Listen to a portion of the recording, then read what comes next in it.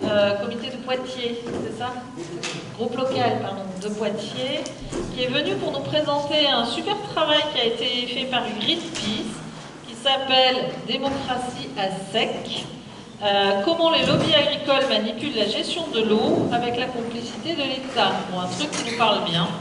Donc je vais passer la parole à Jean-Luc et ensuite c'est Michel qui nous présentera l'intervenant de cet après-midi. Donc comme d'habitude, on s'est assuré, alors là ça a l'air d'être bien calé, qu'il y aura une intervention mais qu'il y aura la possibilité de poser beaucoup de questions et qu'on aura le temps d'échanger, d'avoir les réponses, etc. On s'améliore au fil du temps. Voilà. Merci.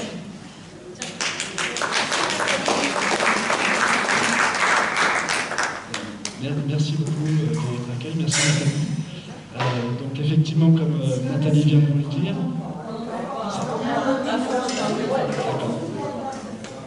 alors je suis militant du groupe local de Greenpeace Poitiers. Ça va pas? Oui, bref. Ah, technique.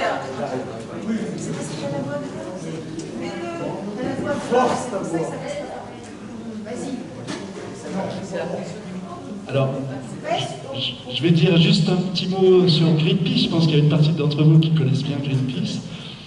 Je vais rappeler que c'est une organisation non gouvernementale généraliste de l'environnement, créée en septembre 1971, il y a 44 ans, par un groupe de militants nord-américains, pacifistes et écologistes, pour protester contre les essais nucléaires américains prévus sur l'île d'Amchitka, au large de l'Alaska.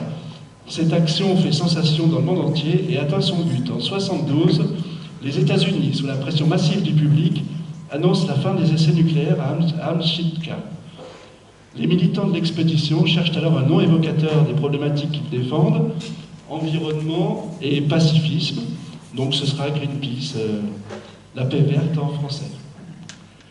Alors la vision de Greenpeace, c'est concilier l'économique et le social, la liberté et les droits fondamentaux, et la paix et la justice.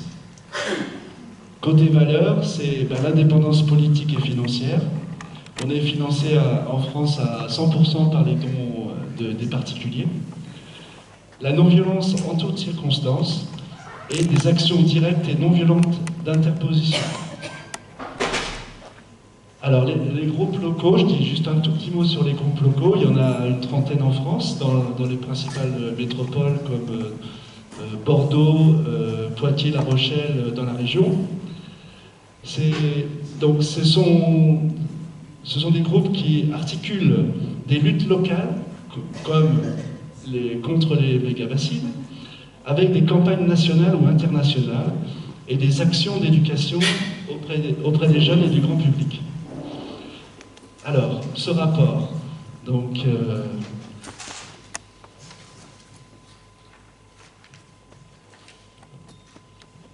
comme l'a dit Nathalie, c'est un travail qui a été fait et qui a été présenté en début d'année.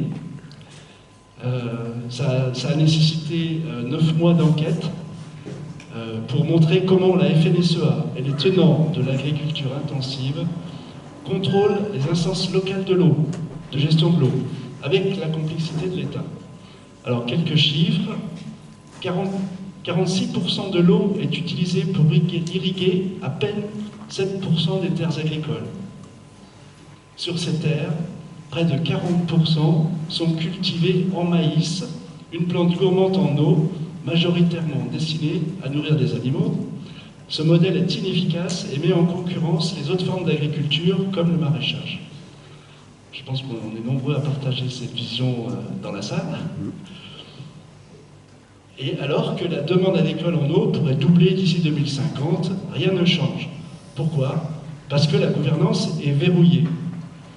Alors, officiellement, l'eau est gérée dans les structures locales, les agences de l'eau, les comités de bassin, les commissions locales de l'eau.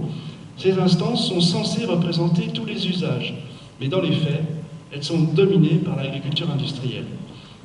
Alors voilà, nous avons documenté ça, on s'est focalisé sur 2 bassins essentiellement, le bassin de la Boutonne et le bassin du Clin. Alors le bassin de la Boutonne, c'est une rivière ça doit être un affluent de la Charente, je crois, qui circule, enfin qui coule dans les Deux-Sèvres, et après en Charente-Maritime. Et le Clin, il prend sa source en Charente, il passe par Poitiers, et il va se jeter dans la Vienne. Voilà.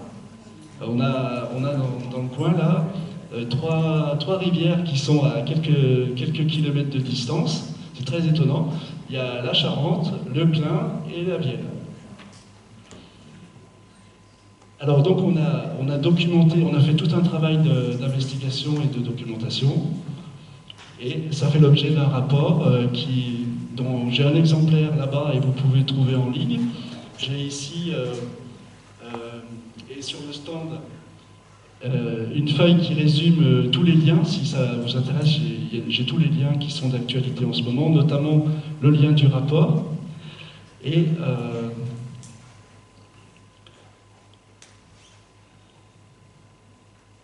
alors par exemple, parmi les anomalies que nous avons constatées, excusez-moi, est-ce qu'il y a quelqu'un qui peut me dire au bout de 15 minutes que j'aurais fini de parler au bout de 15 minutes? Il faut que j'ai un repère temporel. Parce que je n'ai pas de montre. Donc, notamment par exemple dans la commission locale de l'eau du Clin, les représentants proches de la FNSEA occupent 15 sièges au lieu des 5 prévus. Alors pourquoi, vous allez me dire? Eh bien, c'est parce qu'il y a un phénomène de double casquette. Ça permet de détourner la représentativité et d'imposer des décisions favorables à l'irrigation, même en période de sécheresse. Alors, par exemple, un agriculteur qui est aussi maire ou élu local et qui représente la commune à la commission locale de l'eau, par exemple.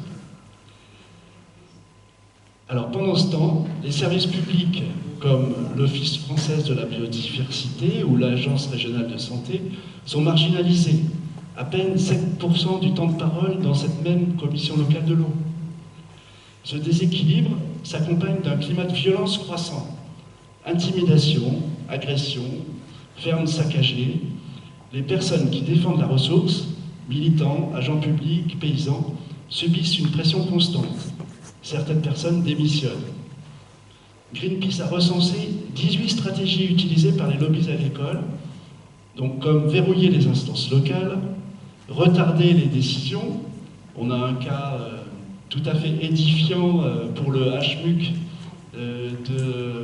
Alors le HMUC, c'est une instance qui essaye d'avoir une approche scientifique et citoyenne.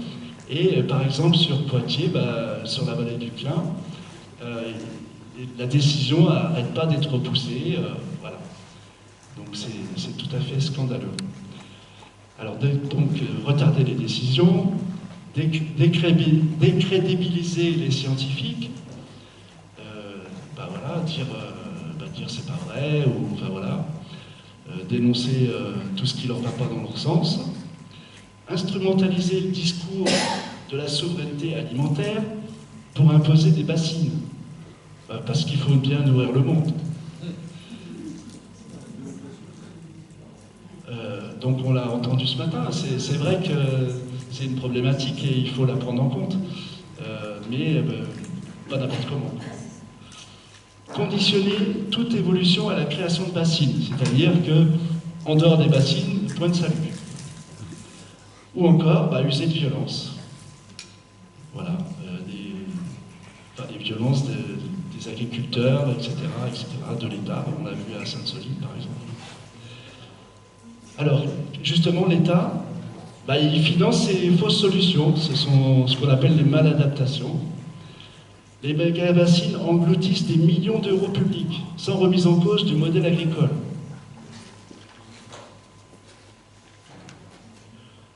Pire, les irrigants intensifs ne payent même pas ce qu'ils devraient. 50 millions d'euros manquent pour protéger l'eau. Ce sont les usages d'eau potable, nous, qui comblons ce manque. Dans certains projets censés répondre à la crise climatique, comme dans le bassin de la Boutonne, 96% des fonds vont aux bassines. Où est l'adaptation? Où est la sobriété? Et au cœur de ce système, les préfets, représentants de l'État. Ils ont 3 jours seulement de formation à l'écologie, et pourtant, ils dirigent les services déconcentrés de l'État. Dans bien des cas, ils soutiennent les intérêts de l'agro-industrie. Un exemple frappant, le préfet Jean-Marie Gérier, dans la Vienne, il a pris fait et cause pour les irrigants intensifs contre les données scientifiques. Donc la fameuse étude HMUC a montré la nécessité de réduire les prélèvements d'eau. Il a rejeté ces résultats, exigé une contre-étude socio-économique et empêché son vote en commission. Il a repris mot pour mot les arguments de la FNSEA. Alors ce n'est pas un simple dérapage, c'est un glissement structurel. On a rencontré ces phénomènes dans tous les bassins et c'est quelque chose qui est assez courant en France. Et pourquoi c'est important? Parce que c'est un modèle qui a tendance à se diffuser en France. Dans les autres régions, comme à Clermont-Ferrand, enfin dans le Puy-de-Dôme ou dans d'autres régions encore. Alors qu'est-ce qu'on peut faire? Alors oui, pardon, j'ai raté un truc. Alors, l'État ne joue plus son rôle d'arbitre. Il prend parti, il alimente le déséquilibre. Et ce préfet n'est pas une exception. Partout en France, enfin c'est ce que j'ai dit, voilà, sans contre-pouvoir écologique solide. Alors que faire? Alors Greenpeace avance plusieurs propositions, elles sont très détaillées dans le rapport. Alors je les cite. Encadrer les conflits d'intérêts dans les commissions locales. Renforcer la place de la société civile et des défenseurs de l'environnement. Ça a été évoqué un petit peu ce matin. Diversifier les représentants agricoles. Et il n'y a pas que la FNSEA. Où sont les maraîchers, les éleveurs, les paysans et les paysannes engagés dans une agriculture durable? Faire de l'intérêt écologique une obligation légale pour les préfets. L'écologie, je le rappelle, c'est une science. Après, on peut faire de l'écologie politique et avoir un parti politique et se présenter aux élections, mais c'est un autre sujet. Là, on est sur la politique au sens noble du terme. Alors, sans changement profond, la crise de l'eau va s'aggraver. On a eu des chiffres ce matin d'augmentation absolument énorme.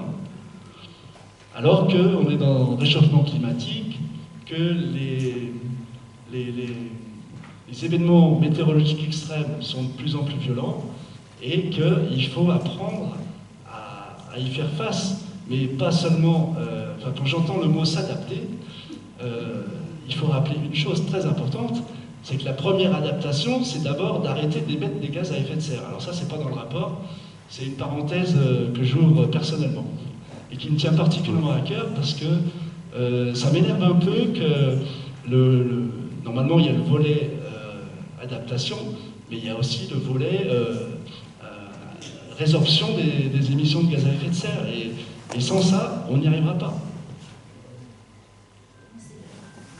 Comment? C'est l'heure? Ok. Alors, nous ne voulons pas d'une guerre de l'eau, hein.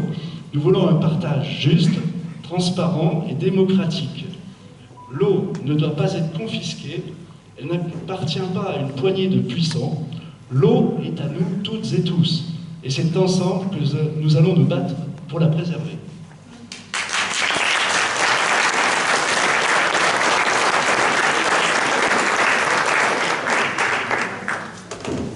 Alors je peux tenter de répondre à vos questions. Ce que je n'ai pas précisé, c'est que je vous demandais toute votre indulgence parce que c'est pas mon expertise. Hein.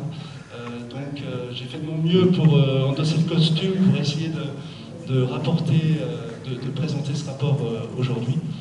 Et donc je vous demande toute votre indulgence, mais je serais content d'entendre vos remarques et vos questions.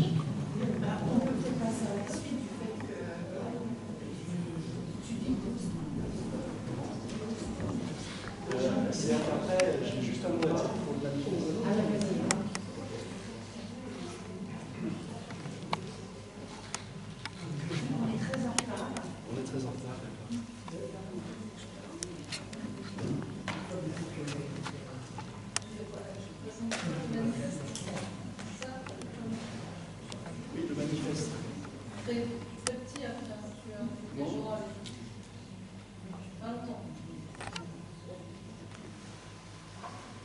Je sais pas si ça va.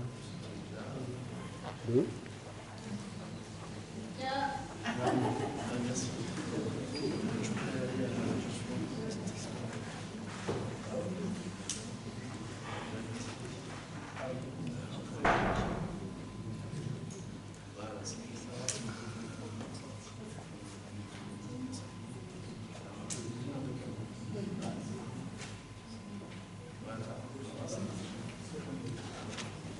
Alors voilà,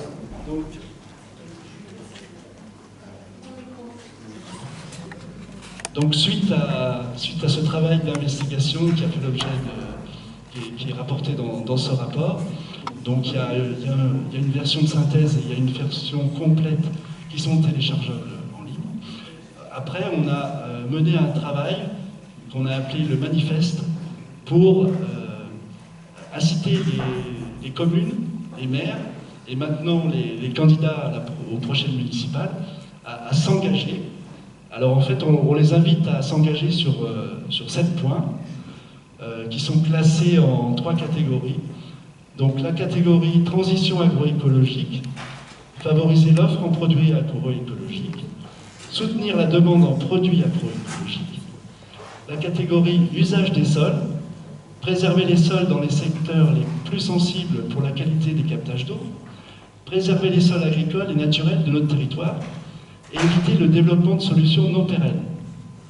Et 3e catégorie, la démocratie locale, apporter de la transparence sur la gestion de l'eau et du cycle de l'eau, et favoriser la démocratie locale. Donc ces 2 points-là, ils sont obligatoires. Et pour les autres points, il faut en choisir au moins 1 ou 2. Donc par exemple, pour la catégorie transition agroécologique, il faut choisir au moins une des 2 mesures. Et pour la catégorie usage des sols, il faut en choisir au moins une des 3. Alors, on peut dire que c'est le minimum syndical, hein, mais c'est important qu'on puisse aller dans ce sens, parce que les maires sont nos alliés face à l'État, en fait. C'est ça la stratégie, quoi. Notamment. Je passe rapidement. Hein. Et donc cette démarche, elle a déjà donné lieu à des résultats, puisque on a une dizaine de communes qui se sont déjà engagées. Donc il y a en Loire-Atlantique, Orvault, Bouaille, en Charente-Maritime, Bourgneuf, dans les Deux-Sèvres, Melle, dans la Vienne, Poitiers, Celles-les-Vescots, en Seine-Saint-Denis, l'île Saint-Denis, en Indre-et-Loire, Tours, et dans le Puy-de-Dôme, Cournon d'Auvergne. Il n'y a pas encore Angoulême, mais il ne tient qu'à nous que ça arrive.